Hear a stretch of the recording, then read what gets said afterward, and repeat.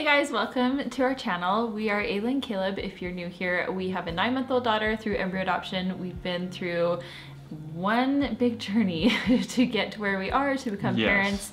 5 years of infertility, IVFs, the whole thing. So we'll link some playlists if you want to get caught up. But for this video, we're going to talk about what infertility did and how it changed our relationship, our marriage. And we're gonna get a little nitty gritty with it. Yeah, we're diving right in. We're not holding back.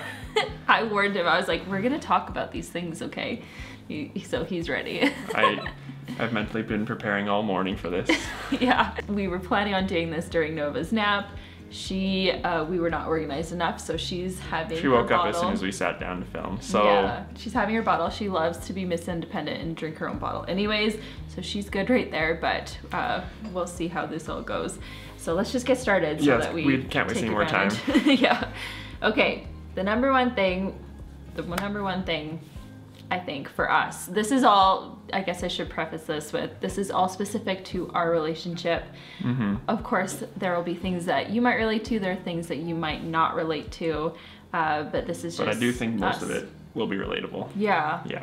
Probably, yeah. So the first big one, and this is intimacy. Intimacy is something that in a relationship is very important, of course. So when you're first together with someone and you make that big decision that you want to start trying for kids, you want to try for a baby, you want a TTC, and it's a fun thing when you first come to that decision. You know, it's a lot of fun at first, but the first like few months, let's say. If you have infertility, you know that after a few months of that, it starts to be more of a task, something that you're, setting dates for, times for, like, oh, I'm ovulating, we gotta start trying right away. Yeah, like I would have an app on my phone and it would track my cycles and I would know kind of my ovulation period, and that like week was like go time. Like it was business. It was not so much about the fun of it, the pleasure of it. It was just like business. We want to have a baby, we have to do this now. At first that was fine. Like for the first little while it was fine because we were just so excited that it was like, okay. And I'm sure you're like, yeah, let's an excuse to get naked. Let's go. But as time went on, of course, it changed that so much for us. It really, I think that if I were to say what changed our relationship or what affected our relationship during those infertility years the most, it would be sex, and it would be the pressure of it. Pressure is the number one word for us, I think. We put a lot of pressure on everything and it affected us so much. It affected how just always getting in our heads, and just basically it became something that we almost dreaded. Which is so sad terrible to say, but almost done over there. We have lots to talk about still. So basically it's like your phone goes off, there's an alert, today's the day, you need to do it today or else the whole month is wasted. And that's another month of going through it. And so it was like, it was just like, okay, we have to. And then there was no fun. I'm gonna try to make it more fun or like do, I'm not gonna get into that. We won't go into the details, of course. Mom, if you're watching, maybe just click out. I forgot to preface this with, this is not a video for you, mom or dad, or our parents. Just, you should stop now. If you've made it this far. Then comes doing IVF and infertility treatments, and then what happens is sex and intimacy kind of like, it like lost its purpose for us in a way. Like it kind of felt like, well, we're just doing an IVF transfer next month. What's the point, right? And it's like, well, we can't get pregnant anyways. What's the point? Like why, obviously there's a big point, and that's connecting and etc. But that bond, and it's we were just in that low place, I think. I think so. And it was our mindset had shifted to whatever we need to do to have a child. And that was at the time infertility treatments, and so that's all we were really focusing on. And so that part of focusing on each other in our relationship just didn't really happen. Is that enough for this topic?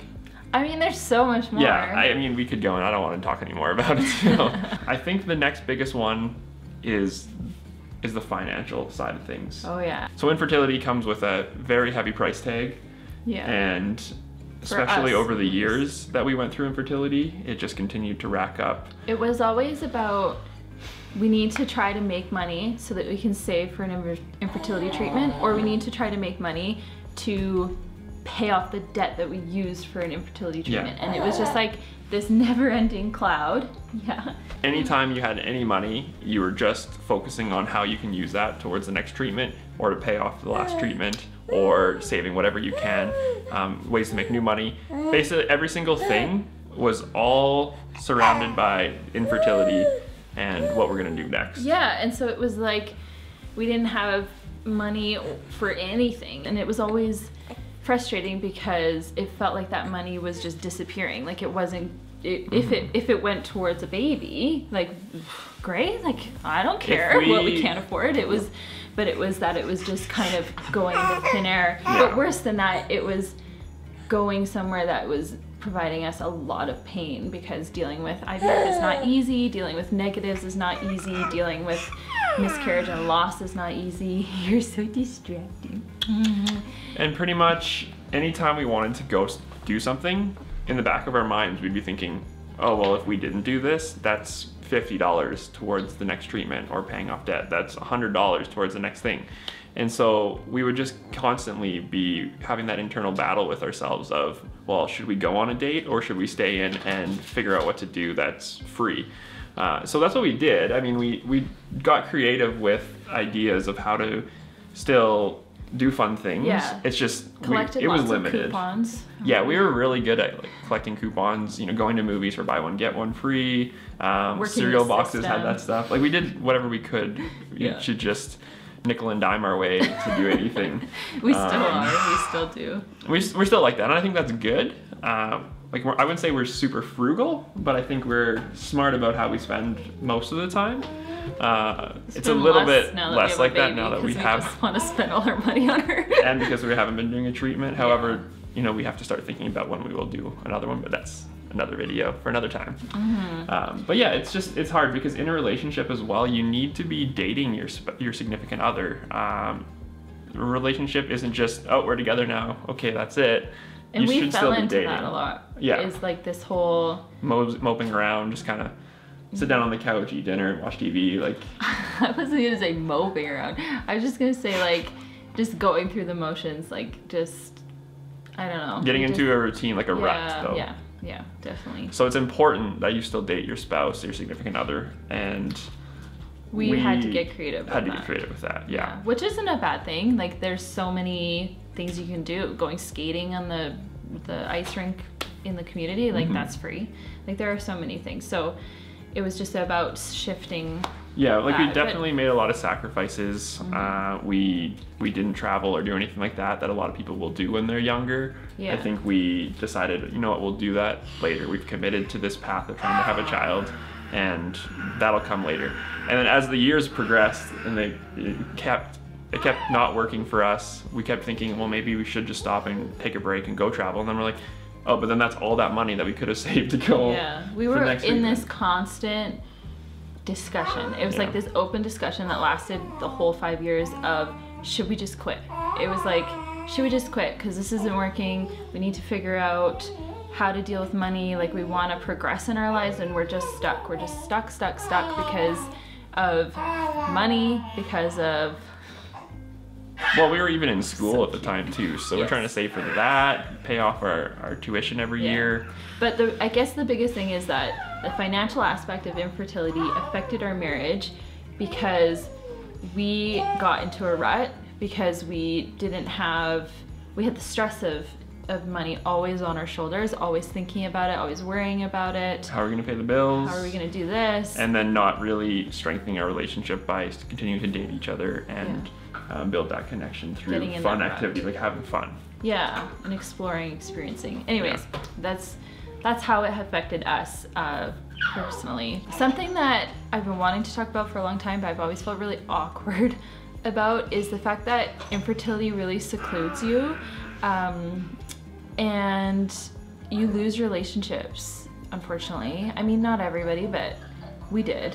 I think that being married at a young age, right off the bat going through infertility, we weren't relatable to the people, the peers that we had and the people that we were friends with, and I literally lost pretty much every single friend I ever had, if I'm being honest with you. And that's why I feel awkward talking about it, because what if they're watching? I think the biggest thing about that is just being at a different life stage than someone, and you're going one way and they're going a different way, and just naturally drifting. You just sort of drift apart, and so that's what happened. And that happened more with you than me, but it did happen with me as well.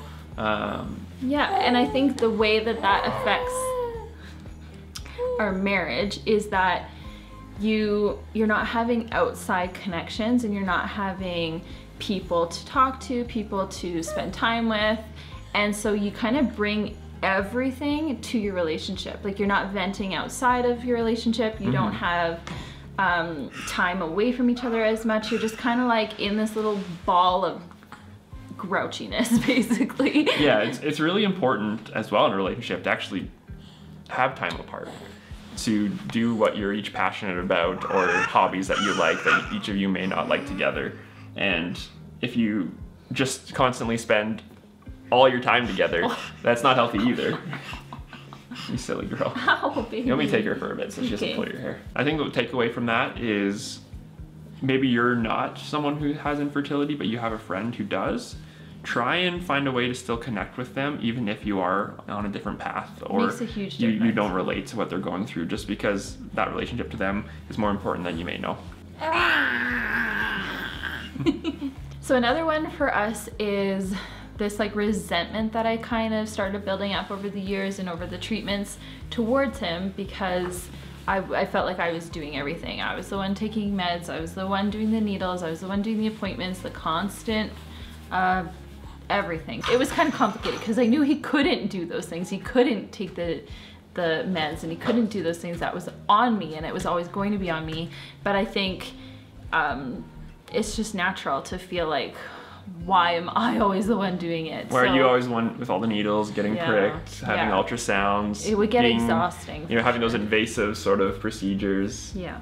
Yeah, and just wanting that balance to be a bit more even. So yeah, that was something that I think changed our relationship a little bit.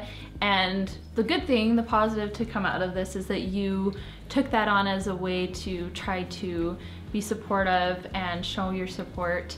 And as the years went on, like, you got better at that, I got better at... just becoming more sympathetic. Yeah, I got better at understanding that it's not your fault, that like there's nothing you did wrong in this, and that we're both just a team going through it. So it was a learning process for sure. Yeah, there's definitely things that going through infertility for so many years makes you better at. And that would be one of them. Yeah. So those are definitely the negatives, I guess. I'm sure there's more, but those are the big ones. Those are some of the big ones that came to the top of our minds. So. And then when it comes to positives, we've got a few too.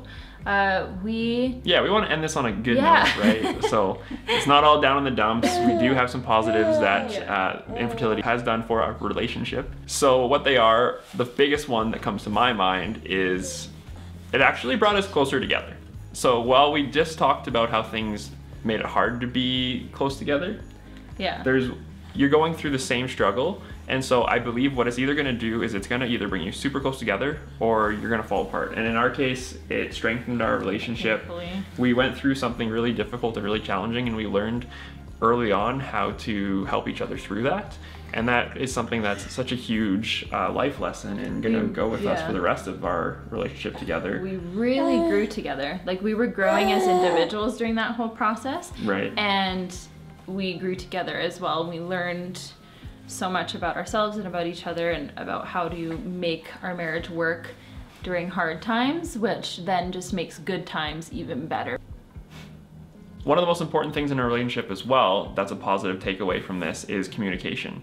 And we've become really good at communicating and making decisions together, and telling each other just how we feel, sharing our feelings, our emotions, and just being open with each other. So that is huge. Like, those are foundations for any relationship. And we've spent at least I can't even put a number on it. We've spent so much time just talking about decision making, about what we were going to do. Like every decision we've ever made in this process, we were just talking about it, the decision to start the embryo adoption with Nova, we talked about it probably for 6 months. Every single day, and that's not an exaggeration. We would get home from work, we would sit on the couch for at least 2 hours, and we would talk about pros, cons, what it means for us, how we can handle this, how we can do this. We'd be on one side of the fence, and then a week would go by, and then we'd be on this side, and then so that's how we really knew that we were indecisive on what we wanted to do. So we needed that time to really talk through every single angle of it,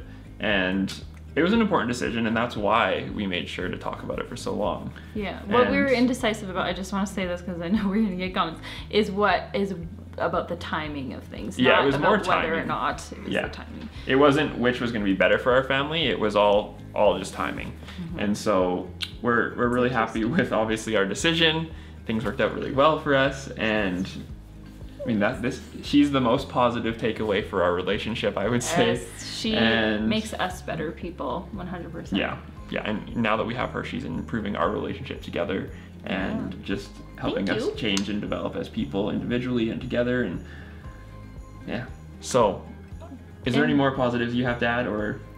Those encompass everything, I think. Infertility is a bitch, and to say the least. And if you're going through it or have gone through it, I'm so sorry, and we understand where you're coming from. And we know the negatives, and we know the things that make it hard on your relationship, because we have been there, and we are continuing to deal with those things and still growing and learning as we go.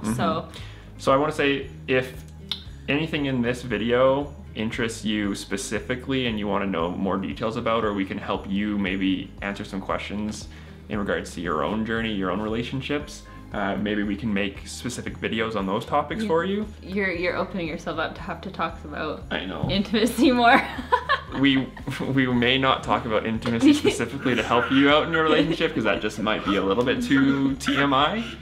But there's definitely some of the other things we could talk about. I think that's the end of this video. If you guys made it this long, thank you so much for watching. Please give it a like if you enjoyed it, because really we just opened up our souls and talked about some pretty deep stuff. Oh my God. And subscribe if you haven't already, because we would love to have you, and we'll be providing a lot more videos to come. So thank you guys for watching. Bye guys. We gotta run, so this one can only be distracted for so much longer.